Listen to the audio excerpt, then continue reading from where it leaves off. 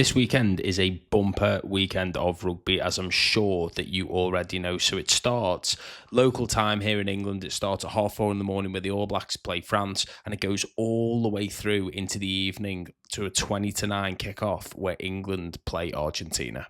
Now, despite there being 7 games listed here, I'm not going to pretend that I'm going to watch all of them, and I'm not even going to pretend that I'm actually interested in all of them. So I'm going to preview the 2 games that are going to strike me the most. So the first one is going to be Lions v Waratahs, and the second one will be England versus Argentina. So the Lions versus the Waratahs is yet again just another squad rotation of players for what is effectively the midweek games, even though it's on a Saturday, and it's the Lions playing another Super Rugby team. Now, the Waratahs finished 8th in Super Rugby this year, so they're not one of the strongest teams in Super Rugby, but they're not the worst one in Australia, I would say. They've always typically been relatively strong, and I don't know whether this season has been a bit of an anomaly for them. I haven't kept any sort of track record on how the Waratahs are performing, but I do anticipate them putting up a decent bit of a contest against the Lions. Now, the Lions have gone with this 15, so this 15, again, is rotations, but there's a couple of players we're going to be seeing for the first time, which is Hugo Keenan and Blair Kinghorn, most notably.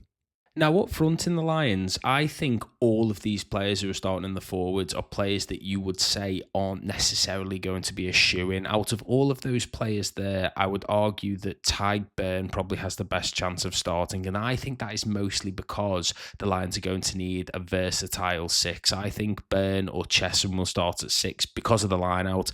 So, outside of Beirne, Josh van der Fleer potentially, but Jack Morgan performed so well midweek, he's put his hand up, and there's other options there at 7. But players in the front row, Schoeman, Cowan, Dickie, Beelum, I wouldn't say any of them are necessarily in the driving seat, even though Beelum has played pretty well.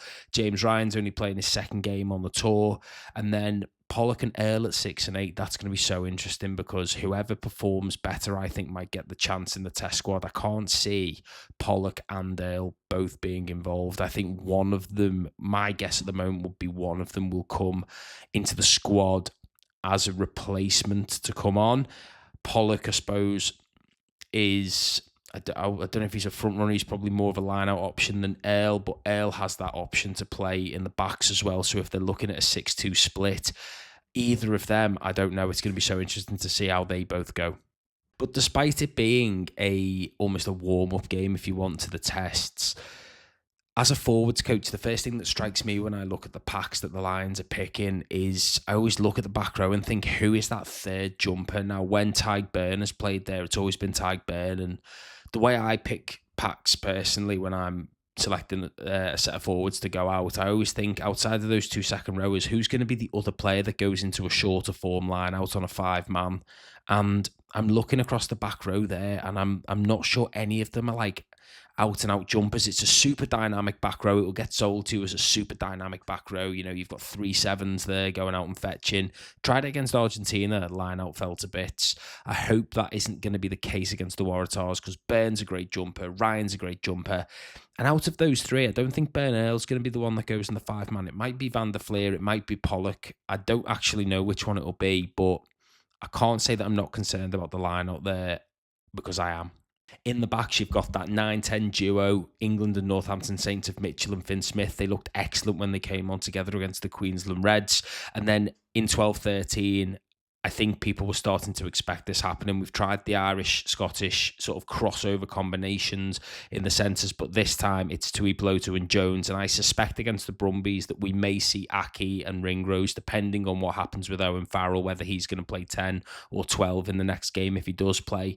And then the back 3... it's a first appearance for Hugo Keenan at fullback. Mac Hansen starts again on the right wing, and Blair Kinghorn is on the left wing. And I think Kinghorn is there really just to get him on the pitch. I don't think he'll be considered as a winger for the test team, but I think because he's so versatile, he just needs to get out there and play some minutes. I wouldn't be surprised if Blair Kinghorn started against the Brumbies at fullback.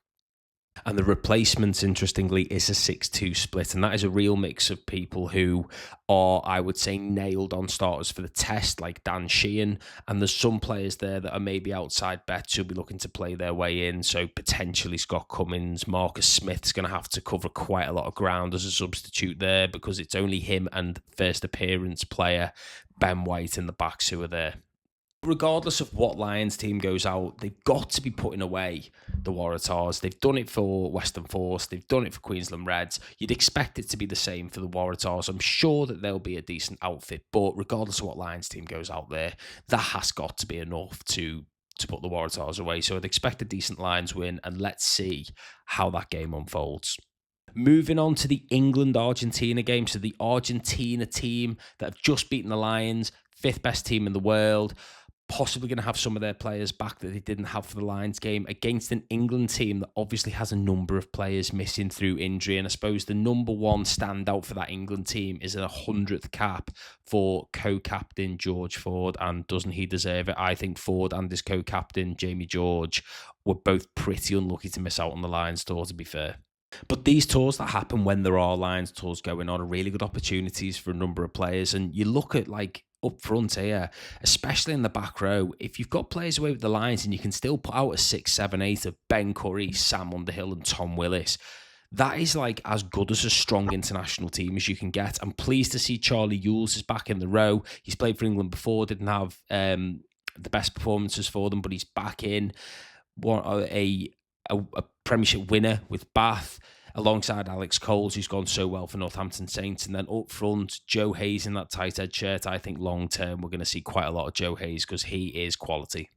And in the backs, we get to see a bit more of players such as Will Muir, Tom Roebuck, Seb Atkinson. It's going to be really exciting to see them just get a little bit more time in an England shirt. Ben Spencer starting at 9. He's had a great season with Bath. Van Portfleet on the bench. I'd have liked really to see Harry Randall. I am a little bit biased towards him. I love how he plays. I love how Bristol Bears play. And I think just having that sort of injection of Harry Randall off the bench really would have really lit that England team up. But wasn't to be. We'll see how these players get on. And there are your replacements. So Theo, Dan, Bevan Rod, Asher Opoku for Jaw. Really strong sub front row, that to be fair. Chandler Cunningham himself, I wonder whether he's going to be used as a second rower for England on this tour or going forward potentially. It certainly looks on that bench there alongside Guy Pepper and Alex Donbrandt that he would be the favourite to go into the second row where we know he can play. And then it's Van Portfleet and Caden Murley on the bench covering the back. So there really isn't a lot there covering the backs. A lot of 6-2 splits going on here, aren't there? Despite that England team being fairly strong, they have got players away, and Argentina are a really good team. So I do think it's advantage Argentina.